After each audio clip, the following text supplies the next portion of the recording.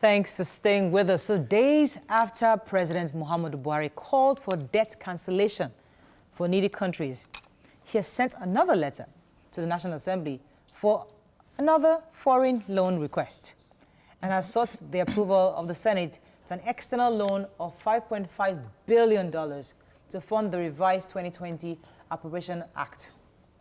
Joining us is a renowned expert and security and legal economist, Dr. Charles Omole.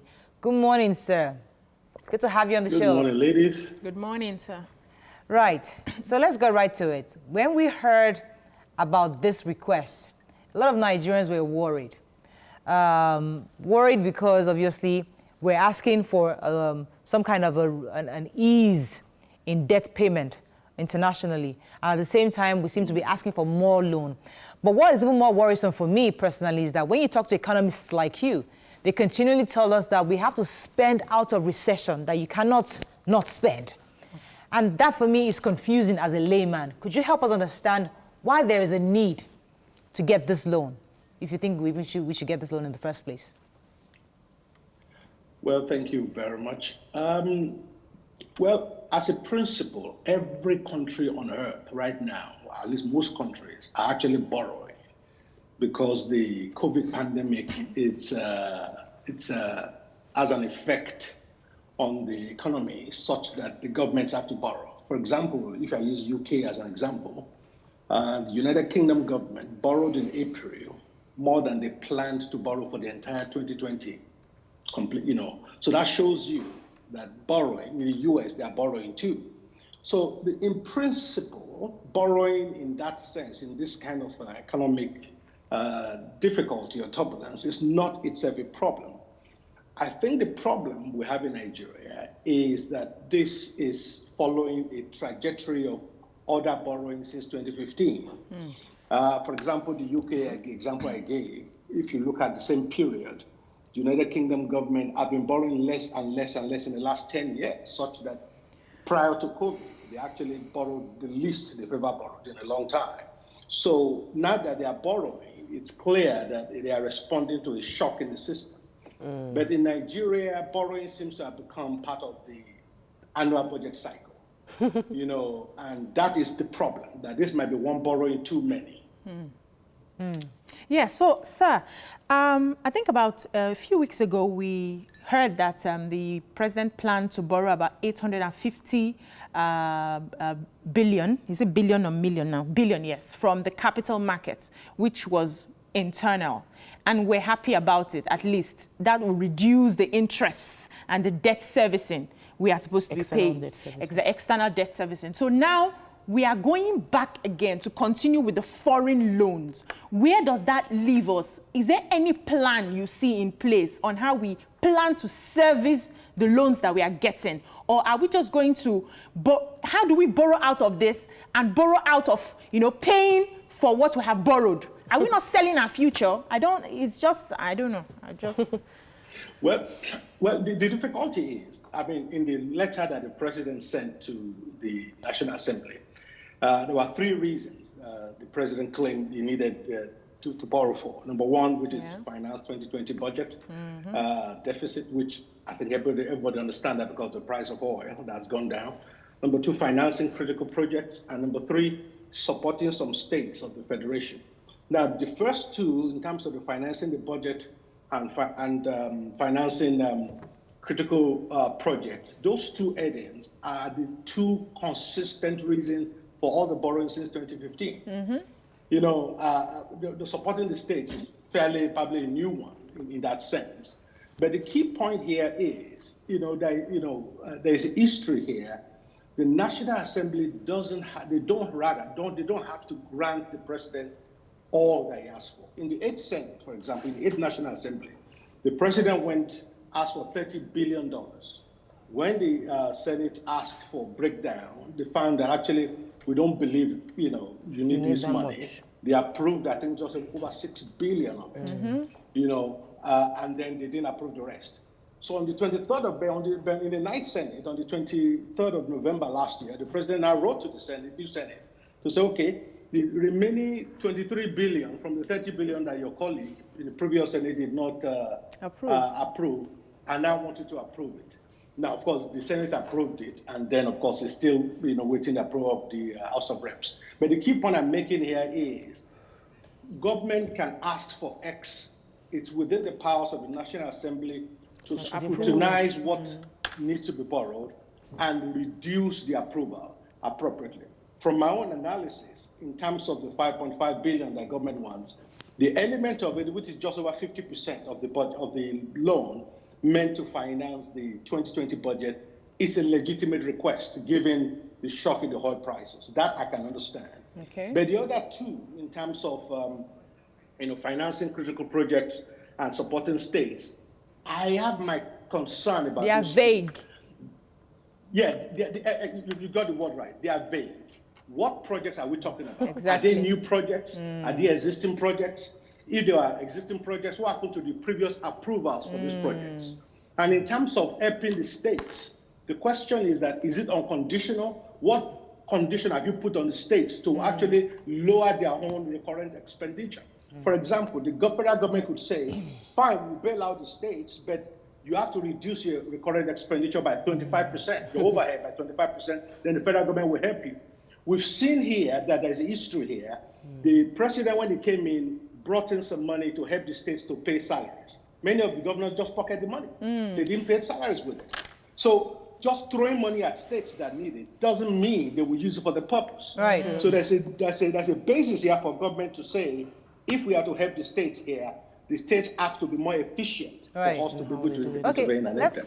Let's go on a quick break. When we come back, we'll continue this conversation. Stay with us. We'll be right back.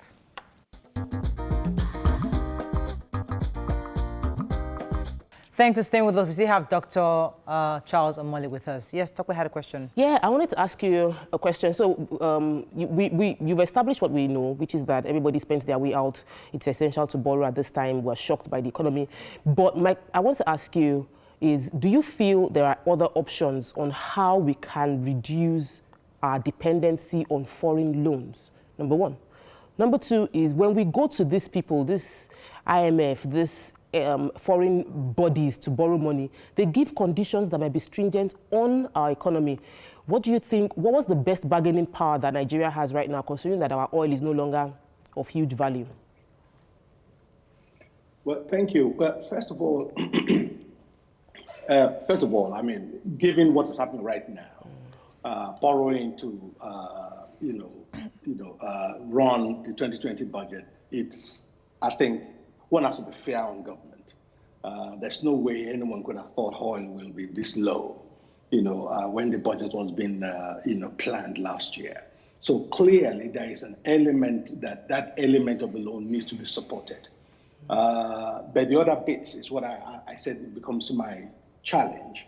I mean, for example, if you look at the loan, about $1.2 billion of it has to do with government response to COVID-19. Healthcare system, COVID-19. So what exactly is that? That's too woolly. One secret I will tell you is this, and this has been the case. This is not just about this government. It's been the same with all governments since 1999. Whenever a government couches its program or promises in purely financial terms, it's a very clever technique they use to avoid accountability. For example, if I say we're going to spend $3 billion extra on education next year, that sounds like a good, policy. Yeah. But the problem is, I could have spent the $3 billion, and you have no way of assessing whether it's been spent.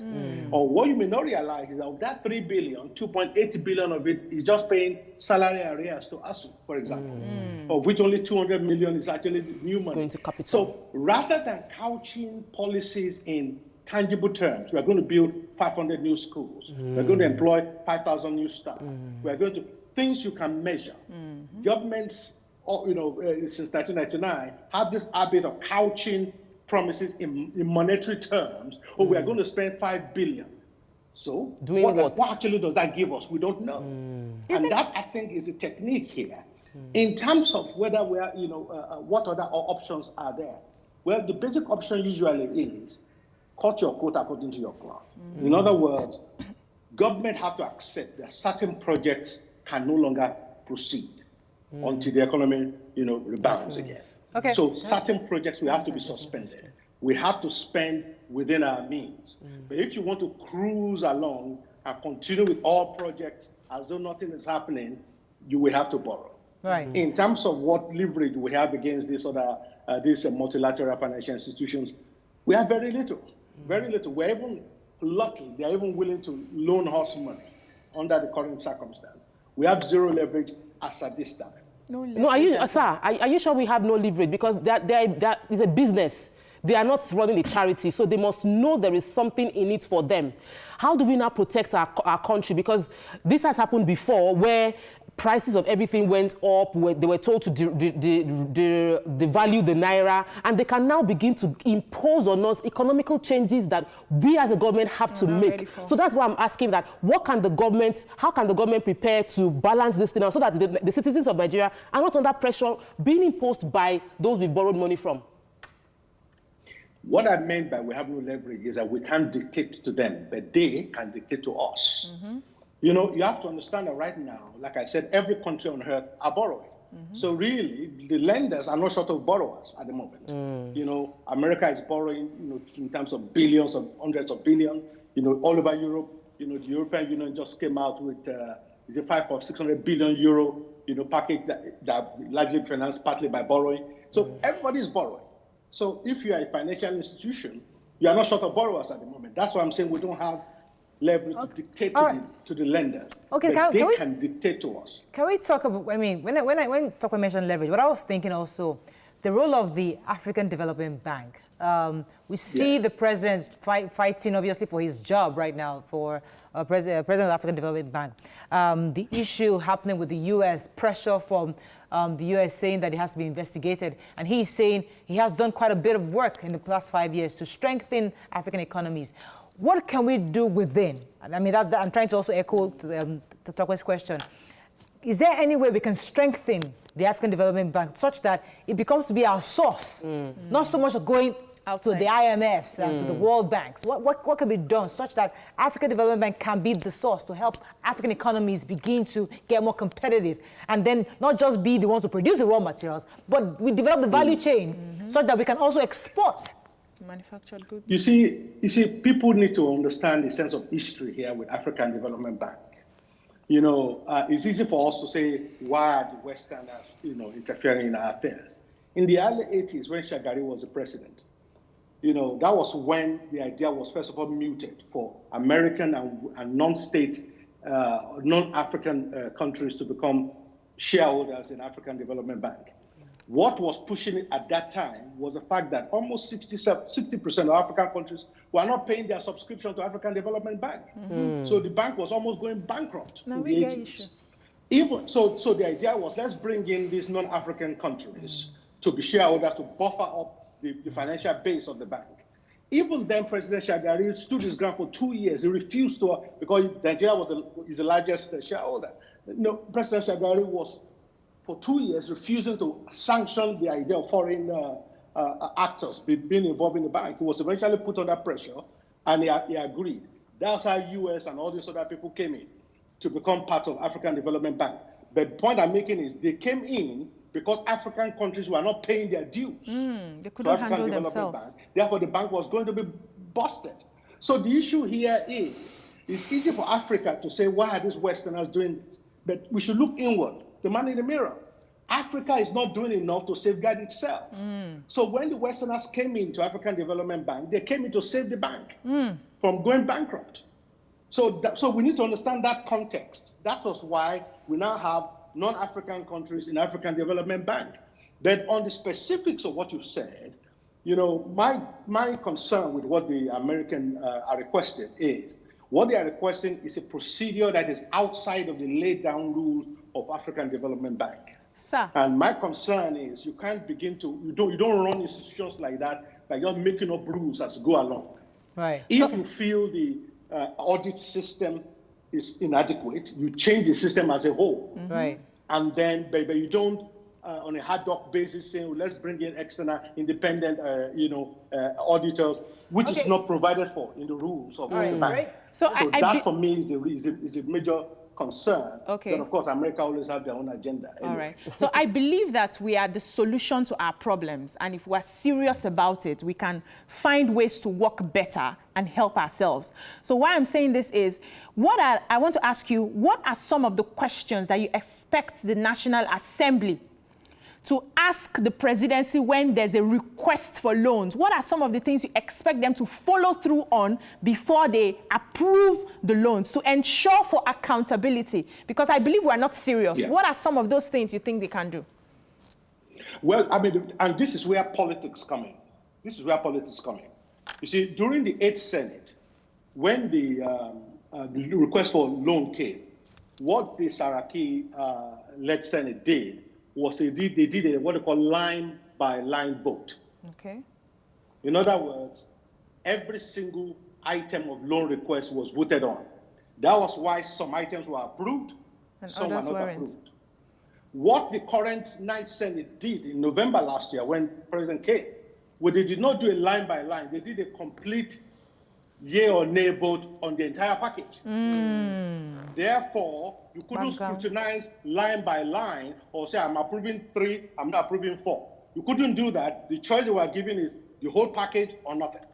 That's a political tactics that is used in the Senate or in the National Assembly generally, depending on their disposition towards the government. Because clearly, most people will agree that some of the loan might be needed. But once you are given the choice of voting the whole thing down or the whole thing up, most people end up voting the whole thing up.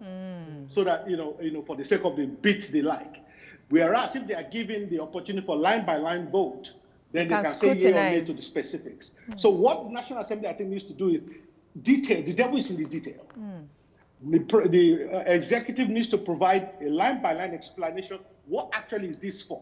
Not that we are spending 600 million on healthcare to provide, to support COVID-19. What exactly is that? What does that mean? What are you buying with it? What are you building with it? Specifics. Right. What are the specific policy you're trying to fund? So specifics should be requested. That's number one.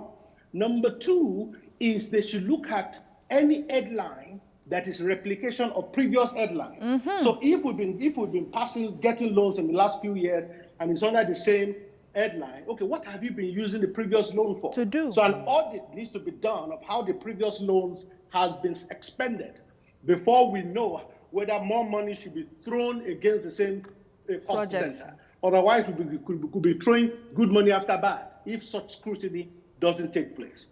That's number two. Number three, the Senate needs to make the government understand, under the current circumstance, not every project has to be continued with. Okay. Some projects will have to be jettisoned because we don't have the money for it.